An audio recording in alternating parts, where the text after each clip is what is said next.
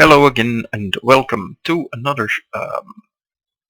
tutorial video. This one is going to be about units and combat. We have progressed this game to the point where Attila wants to attack us, and I think we will be going first on that and attack him instead. Having the initiative is almost always the best thing to do. It means that you get to choose who attacks what, and that just means that he will have to use his movement to move into the front lines again, rather than you having to move up your units to defend.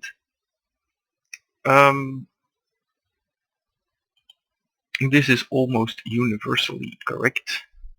You don't want to be the target of an alpha strike. On the other hand, of course, declaring war is often seen as something very aggressive. As you can probably see here, they believe we are a warmongering menace to the world. Let's see if they want some of my stuff. No, it makes trading more difficult. But that's not important right now. We will discuss that in a diplomacy session. We compare our combat strength to the combat strength of our target to see how much damage we do. In this case, that's reasonably much. And we are going to show you how much damage we take as well. So first our unit is gonna fire on this one. The Hunnic battering ram can't return damage, so that's always safe, or well, it can't counter-attack, but that's not an issue. And then we are going to be attacking this one and hopefully destroying it.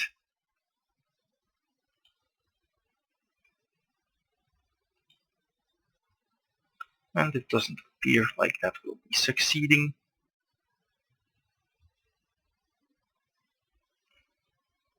Every time you attack, you will get experience. Ranged units will get less experience than melee units. As you could see, these give 2 experience per attack and these get 5 experience per attack. So they will level faster, but they will always incur damage as they do combat, so it's a little more difficult to level them up. You generally always want to try to kill units as soon as possible, unless you have a good reason to keep them alive. Damaged units will do much less damage than undamaged units, depending on how much health they have lost. Is there any other basic that I should tell you about? Archers can shoot at 2 range, and we usually want to make optimal use of that. So, for example, if I wanted to do that, I would have moved back with these so that in case of a counterattack they would have to move up.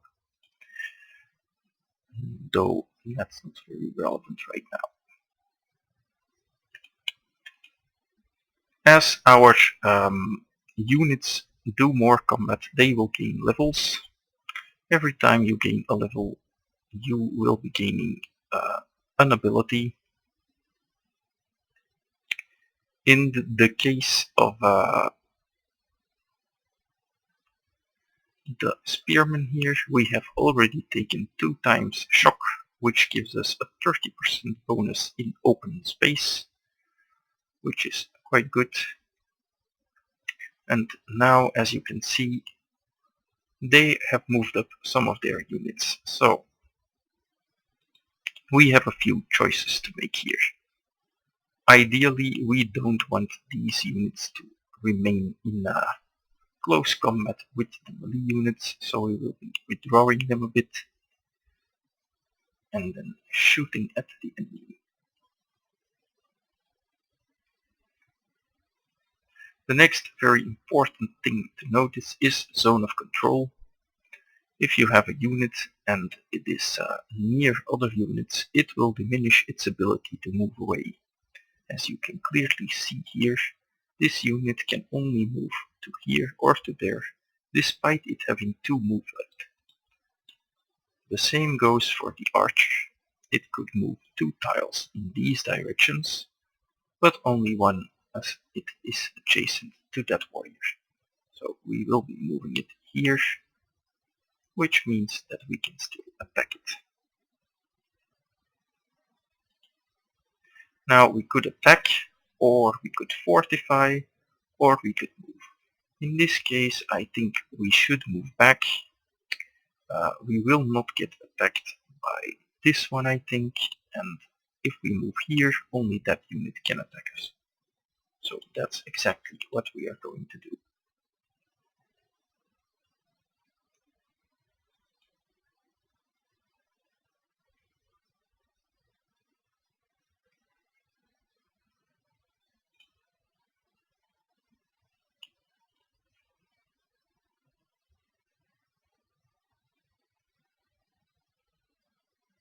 And the warrior indeed focused on the archer, while the other units are getting into a better position.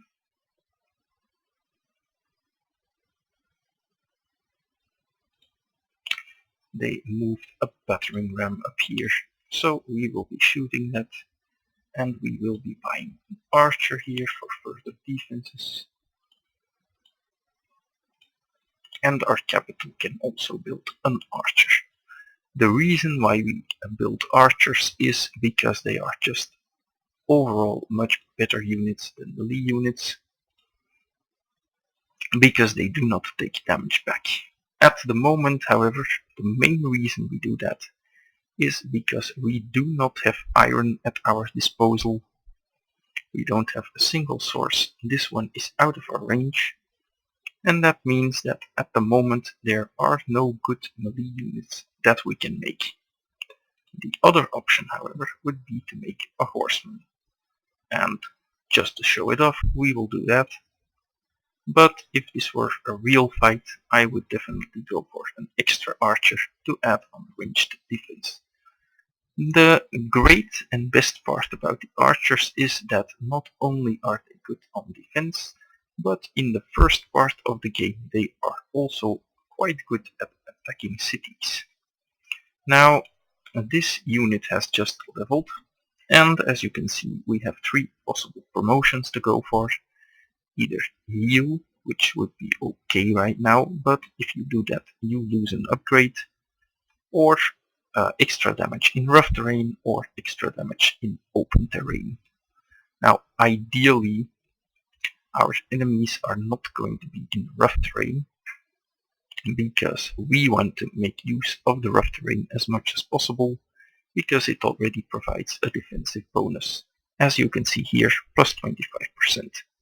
So, if our general strategy is going to be that we are in the rough terrain, that means our enemy is supposed to not be in the rough terrain. So for my archers I usually go for accuracy, and once you take a path you want to stick to it, because having 3 accuracy or 3 shock or 3 drill or 3 barrage means that other abilities open up, as you will see later in the game. Now, this one is damaged. It's going to do a lot less damage. We will compare. This one inflicts 34% damage, and this one inflicts 37% damage, 37 damage, even though this already has an upgrade. So that's the effect of being damaged. We will withdraw it and then kill off that unit. Then we will move up this one and attack those enemies over there. Now again a few options. If we were to move this one too far, then he can attack our bowman, but if we don't move it far enough, then he will get attacked by 2 enemies at once. However, I think we will be moving him and then upgrading him just to see if that works. Upgrading it to a pikeman will increase the strength to 16, that's twice as much as the warriors have, and that will serve as a nice lightning rod to distract attention from our bowyers, which are much more important. Melee units in general are mostly replaceable. That is because melee units level up slower and they also need the experience much less than the ranged units. A ranged unit can eventually get 3 range, 2 attacks, and a whole bunch of promotions that allow it to do really crazy things. For melee units that is not really the case, they always take damage back, they have to wait to heal, and in general they are of much less importance to have at high level. So they are much more expendable, and that is how you probably should be using them. We will move up, and this one can wait.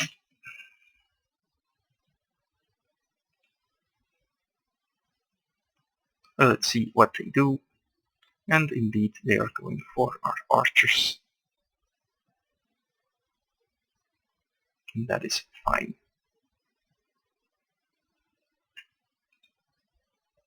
Now we have little choice but to attack the one in rough terrain here. There we go. This one will shoot there. And this one is getting a nice promotion. And he can stay where he is. No need to move him. We'll just destroy them. They are ideal to fight horsemen, getting some nice damage. So we'll pick them off.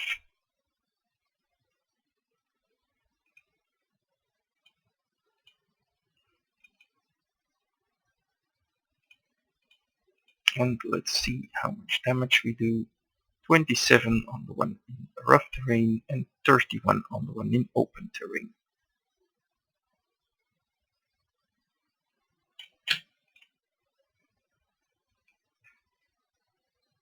Our horseman is almost done.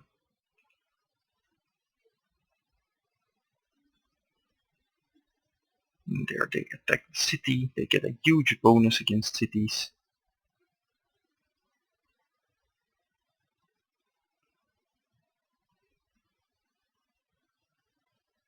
And that is fine. There we go.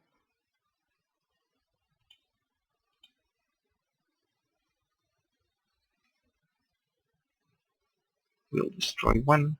And the horseman, it can take either of these promotions. I usually will go for shock, because the horsemen sometimes get exposed, and when they are exposed you don't want them to die too easily, but there is something to say for both of these. But shock, since I have a lot of open terrain, so that's going to be the one I'm going to use. The pikemen are going to fortify.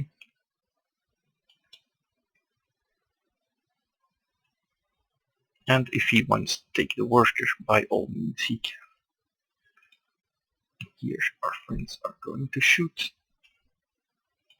Shooting at this point is more important than healing until our enemies are depleted of units. I want to heal up, but it's not a priority. Let's check it out. We have a few units here. I will want one more bowman, and that will be all. That should be enough to both clear the attackers and take over some of their cities. That means I have 5 ranged units, a horseman and a pikeman.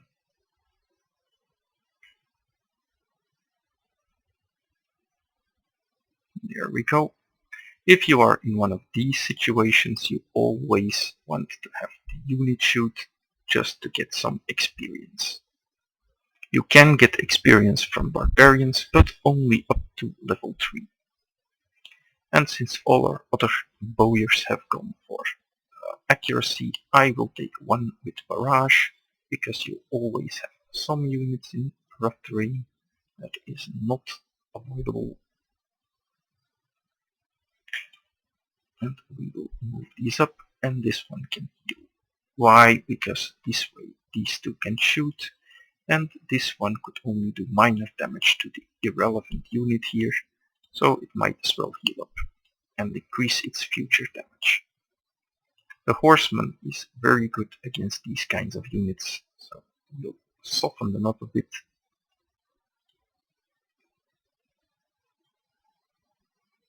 And then rampage through them. Normally, if you don't expend all your movement points, the horseman can still move after attacking. So that's another thing that's very important to know. And as you can see here, if you have superior units, your wars are going to be really easy.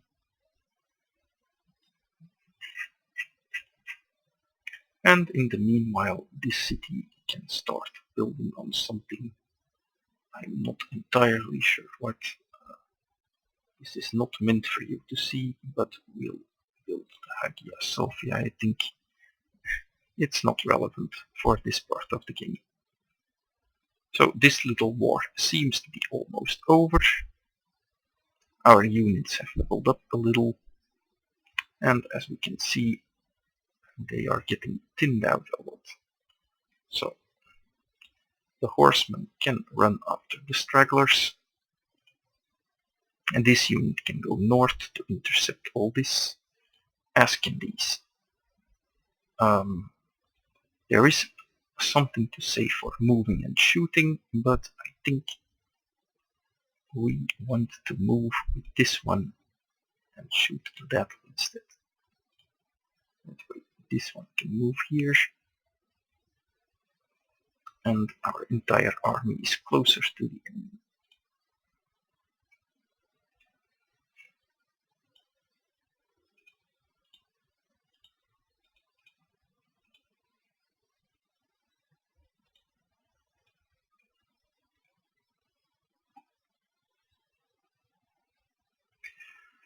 I have moved out of the safety of the city because I think there are too few units in the neighborhood to really harm me, and I really want to XP up the units.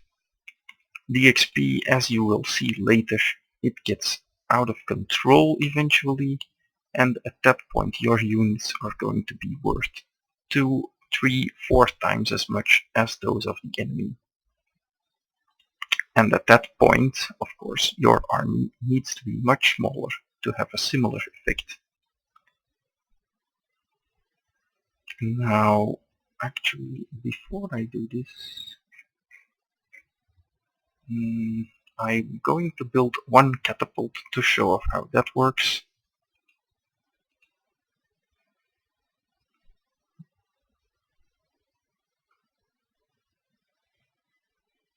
And we will have a small interruption, and then we will be back for the siege of Stockholm. There we go, our catapult is complete, and we are on our way to Stockholm. And now we are going to try to show how to set up a decent siege.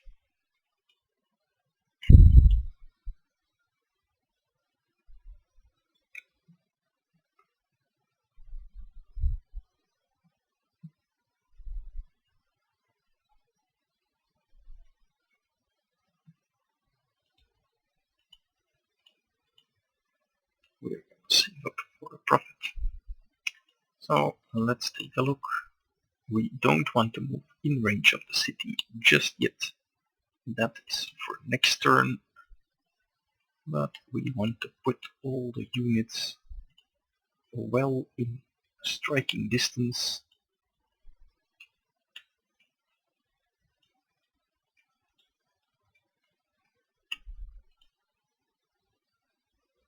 There we go.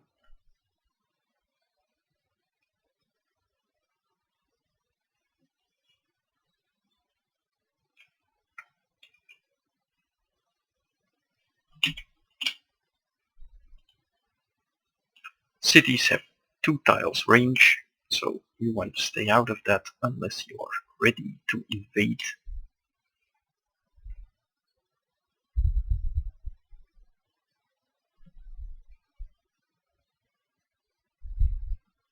And now is the good time to start that invasion. Well, the catapult is the most vulnerable, so we will be putting that one in the forest, and we will be moving up the archers like this so that they can all strike the city.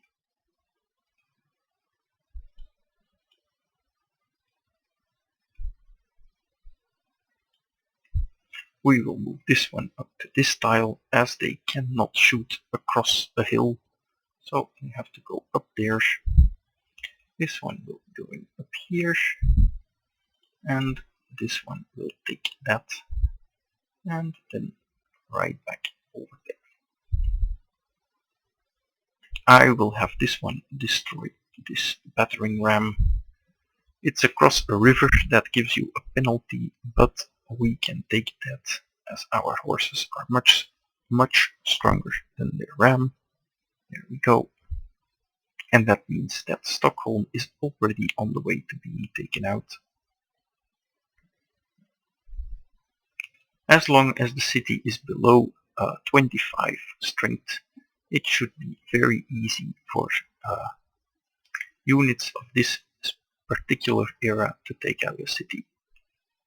That should be no problem whatsoever. Again, we continue along the shock upgrade path. The catapult will set up, which requires one move, so we'll do that. And then it can fire on the city. It has an enormous bonus, so 34 damage, that's nothing to scoff at. And all the archers will be doing about the same, so 25-ish. Yep. The bonuses do not count, unfortunately.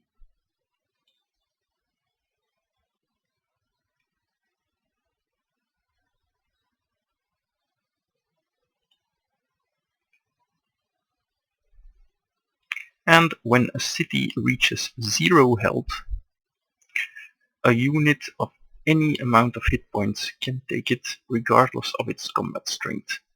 So that means that even if I had a horseman and this city was at 0 health, meaning the entire bar is black, I could just take that city and it would be mean that this horseman, even against a city of say 200 strength, it would just take the city and remain at 1 health. So you don't have to fear that. We are going to create a puppet because I want to show off the puppet mechanics, and then this one is going to attack that battering ram.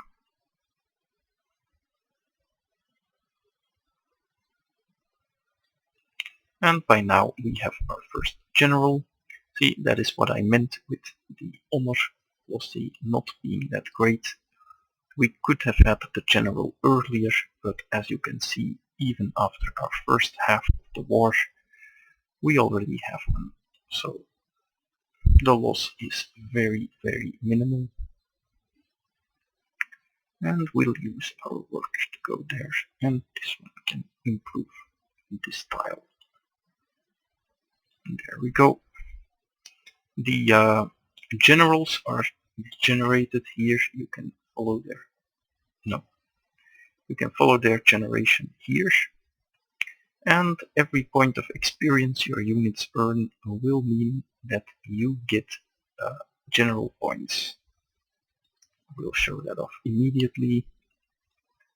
Our general points are at 43. So we'll shoot these. And now they're at 45. I'm going to attack with the horse.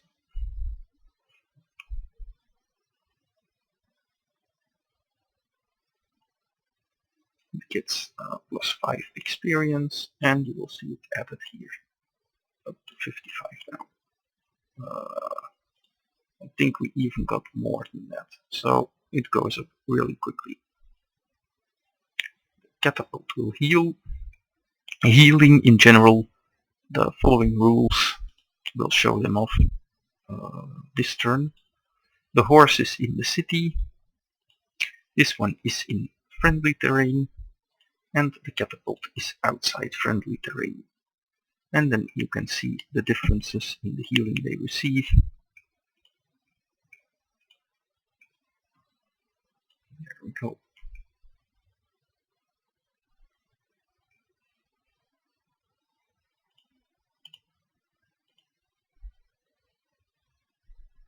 "25, 30 and 10, but the 30 is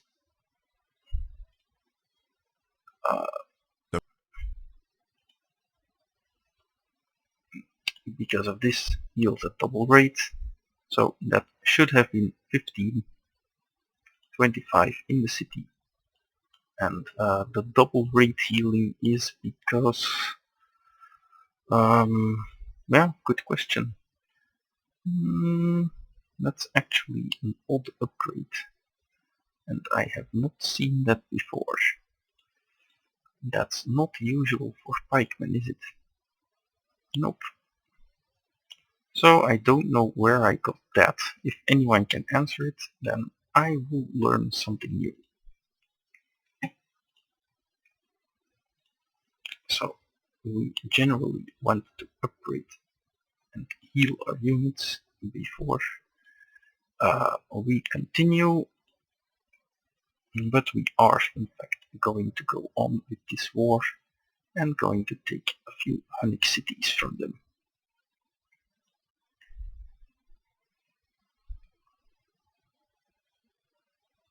Because cities from the Huns are worse than cities from the Portuguese, of course, because that's us. Very well. This was it for now. I hope that you know everything there is to know about units for now. We will go in depth more about which kinds of units do what and what they are best suited for in a next video where we will take out these cities.